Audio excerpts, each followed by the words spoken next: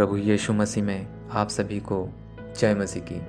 मेरे प्रिय भाई और बहनों, अगर आप पहली बार हमारे चैनल पर आए हैं तो चैनल को लाइक और सब्सक्राइब ज़रूर करिए ताकि ऐसे ही वीडियो आपको और मिलते रहे। तो मेरे प्रियो, आज हम रोमियो अध्याय 8 के 9वें वचन से लेकर 11वें वचन पर मनन करेंगे और उससे हमने क्या सीखा उस पर बात करेंगे।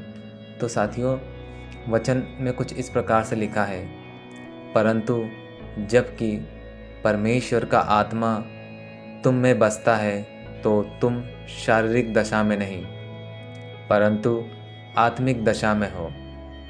यदि किसी में मसीह का आत्मा नहीं तो वह उसका जन नहीं, और यदि मसीह तुम में है तो शरीर पाप के कारण मर गया है, परंतु आत्मा जीवन है, क्योंकि परमेश्वर का धर्म तुम में है। और यदि उसी का आत्मा जिसने यीशु को मरे हुओं में से जिलाया तुम में बसा हुआ है, तो जिसने मसीह को मरे हुओं में से जिलाया वह तुम्हारी मरणहार देहों को भी आत्मा के द्वारा जो तुम में बसा हुआ है जिलाएगा।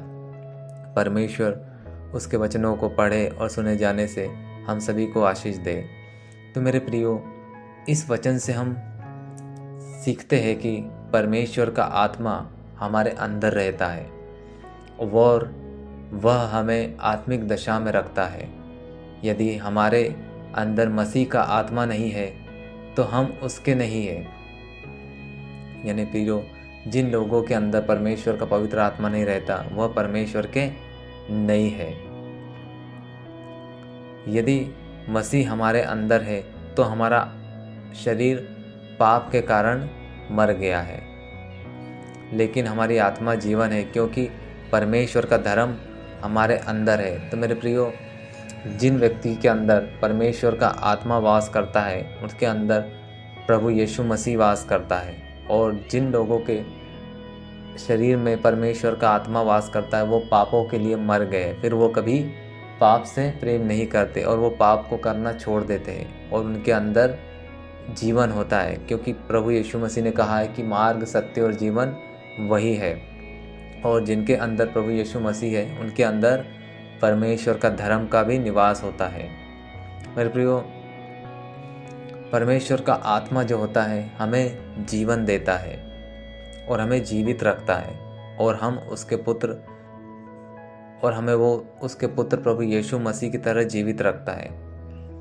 परमेश्वर का आत्मा हमारे अंदर बसा हुआ है और वह हमें नया जीवन देता है। परमेश्वर के आत्मा के द्वारा हमें पापों से मुक्ति मिलती है और हम नए जीवन की ओर बढ़ते हैं।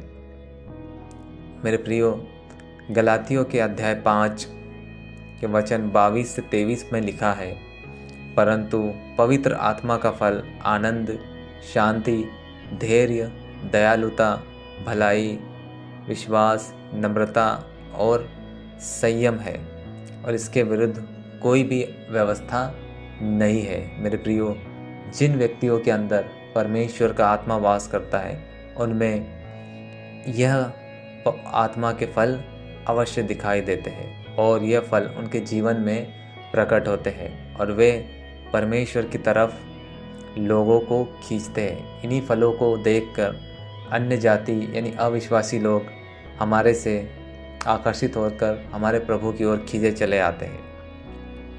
पवित्र आत्मा के फल हमें पापों से मुक्त करते हैं और हमें नए जीवन की ओर लेकर जाते हैं। मेरे प्रियो, इन वचनों के अंदर हमें पवित्र आत्मा के महत्व और उसका हमारे जीवन में कार्य करने के बारे में सीख मिलती है। परमेश्वर का यह आत्मा हमें नए जीवन और पापों से मुक्त करता है।